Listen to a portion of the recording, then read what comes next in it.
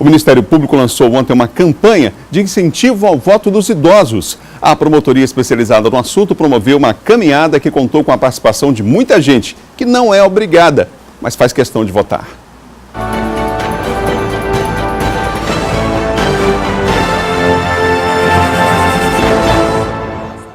Maneco, como gosta de ser chamado, é o eleitor Emanuel Souza Ramos, de 95 anos.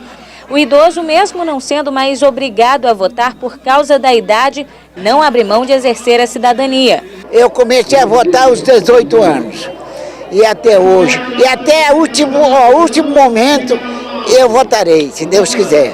Mas a postura do seu Maneco é uma exceção. É que a partir dos 70 anos o voto é facultativo. E muitos deles acabam deixando de ir às urnas.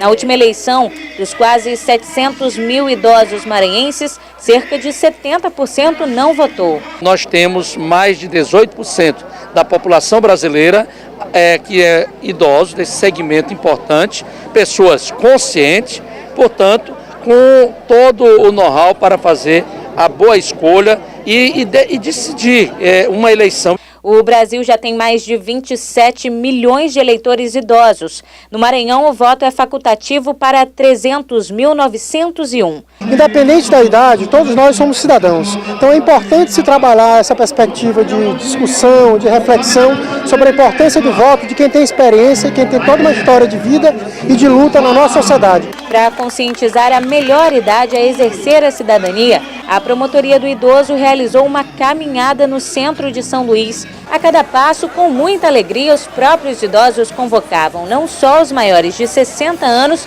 mas toda a população para ir às urnas nas eleições e votar com consciência. É importante que se diga que não desista, não desista. Enquanto você estiver saudável, com sua mente tranquila, exerça seu direito ao voto. Você, por ter mais tempo de vida, por ter mais experiência e ter mais inteligência do que os demais, compareça, até para que os jovens também se sintam estimulados.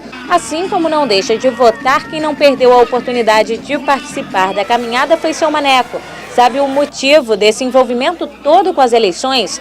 A única arma que o povo brasileiro tem é o voto.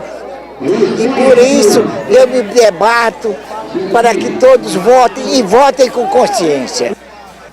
Nós vamos continuar falando sobre a defesa do direito da pessoa idosa. Só para você ter uma ideia, apenas nos 6 primeiros meses desse ano, a Defensoria Pública do Estado registrou 587 casos de violência contra os idosos. Aqui no estúdio eu converso sobre esses e outros assuntos com o defensor público Cosmo Sobral, do Núcleo de Defesa da Pessoa Idosa da Defensoria Pública do Estado. Bom dia. Bom dia. Bom, esses números chamam a atenção, realmente, é um número alto. A gente, comparado com o ano passado, ele ainda é menor em relação ao primeiro semestre do ano passado, totalizando aí o número de atendimentos, mas eles acontecem, esse número de atendimentos está restrito aqui à capital, não é? Isso, essa contabilidade aqui, ela é feita em relação à capital. Embora nós tenhamos esse centro, que é um Centro Integrado de Apoio e Prevenção à Violência contra a Pessoa Idosa, que é uma unidade da Defensoria Pública que presta esse serviço de acolhimento socioassistencial, muito para além do encaminhamento jurídico, e ele tem uma articulação, ele pretende ter uma articulação em nível estadual. Obviamente, por questão de estrutura, ainda, no momento se prioriza a capital e as cidades que compõem aqui a região metropolitana. Perguntei isso porque significa o seguinte: se a gente imaginar o estado do Maranhão com o tamanho que tem, nós teremos números aí com certeza bem maiores do que esse que foram divulgados até agora pelo núcleo nesse levantamento, né? Sem dúvida. Isso a gente até compreende que há uma subnotificação, né?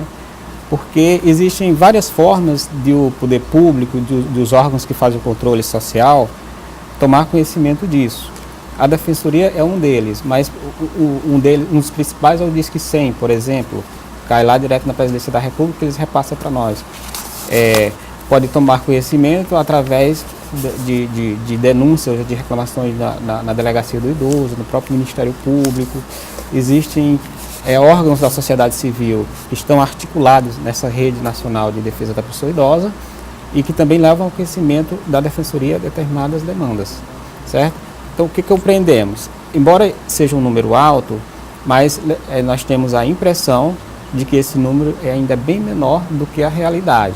Por isso que é importante comparecermos em espaços... Menor ou maior? Não, menor, quero dizer. Certamente as pessoas, nem todos os casos, são levados ao conhecimento do poder público, não é isso? Ou seja, então confirmada a subnotificação, não é? Uhum. Bom, nós vamos ver agora o balanço do primeiro semestre desse ano em relação aos tipos de violências mais denunciadas. Vamos ver? Esses números são oficiais, são números divulgados pela própria Defensoria. Olha só, os casos de maior registro: negligência, 88 casos só no primeiro semestre desse ano, violência psicológica, 53 e autonegligência, 45 casos. Qual a observação que o senhor faz em relação a esses números? Aliás, esses dados, quanto aos casos recorrentes, eles são comparados aos anos anteriores, né? A Defensoria divulgou também em 2017, por exemplo, e se mantém isso aí, negligência em primeiro lugar. Né? Em primeiro lugar. Geralmente a negligência, que é aquela omissão do cuidador, do familiar, do parente, do responsável pelo idoso, é exatamente assim, a maior incidência que tomamos conhecimento. Quando uma denúncia, uma reclamação é levada ao conhecimento da Defensoria, ela passa por um setor de triagem, por esse centro especializado, que tem uma equipe de psicólogos, assistentes sociais, estagiários, um grupo qualificado de pessoas que fazem essa triagem, faz a verificação. Aí, constatado o tipo de violência, eles fazem uma abordagem totalmente específica. Se for necessário ir à casa do idoso, faz a casa do idoso, emite um relatório, leva ao conhecimento da rede e, se tiver que tomar algumas medidas de natureza jurídica, passa para o defensor da área. Mas realmente o que constatamos é que a negligência, infelizmente, é a principal das violências. A negligência, é importante dizer, ela pode partir do responsável, do cuidador, mas também nós compreendemos a negligência na prestação de políticas públicas, né? A negligência parte do próprio poder público. Daí porque é importante projetos como esse que foi lançado ontem pelo Ministério Público, que é a Promotoria do Idoso da Capital, foi veiculado aí na matéria do início. Inclusive a Defensoria Pública é uma das parceiras. Por quê? Nós sabemos que no Brasil a população idosa só cresce. Estudos, estatísticas do IBGE demonstram que nas próximas 2 décadas o número de idosos no Brasil vai dobrar. Ou seja, em breve teremos o quê? A cada 4 pessoas, 1 será idoso. Nós precisamos de uma cidade preparada, de um ambiente preparado para acolher a pessoa idosa, certo? Isso envolve todos nós, a sociedade, poder público, exatamente. Enfim. Nós temos aqui um dado relacionado ao resgate de idosos no primeiro semestre desse ano, 2 casos com apoio do Ministério Público também, um no bairro Sol e Mar e outro no Saviana. E agora nós vamos ver os bairros com maior incidência de ocorrências denunciadas na Defensoria Pública no primeiro semestre. Vamos ver? Aqui na capital maranhense, os bairros com maior incidência, o Centro, bairro do São Francisco e também do Anjo da Guarda. Como é que a pessoa faz? Tem um telefone de contato, quem está nos assistindo agora, que quer fazer alguma denúncia, como é que deve proceder? Tem diversas formas. Se verificar que há uma violência física ou moral, ou aquela que está colocando a pessoa idosa em situação de risco imediato, ele pode levar logo ao conhecimento da autoridade policial, né? Tomar conhecimento, liga para o CIOPS, liga para o 190, se puder, procura a delegacia do idoso e, se não for assim tão imediato, pode formular uma denúncia até anônima, até sigilosa pelo 180, que é gratuito, que eles repassam para os demais órgãos que compõem a rede, a Defensoria toma conhecimento, ou pode, querendo, pessoalmente, procurar a Defensoria Pública lá na Rua da Estrela, número 421, no centro, das 8 às 17 horas, tem sempre uma equipe pronta para receber essas pessoas. Muito obrigado pela entrevista aqui no Bom Dia Maranhão.